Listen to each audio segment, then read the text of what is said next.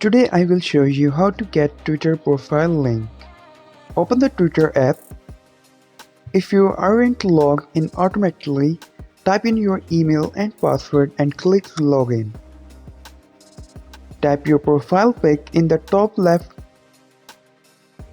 then tap profile.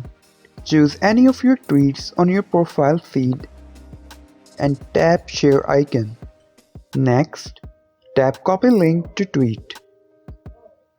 Copy and paste the link on note, then delete the part before your Twitter username. The URL of your Twitter profile link is just if you want to get someone else's account link, so click on her profile and on the right side when three dots will be visible, click on it. Then click share button and click copy link to profile. So this way the link will be copied. Now you can paste it anywhere.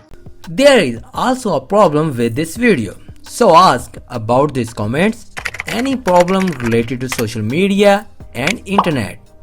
Let them know in the comments bar so that a video can be made on it.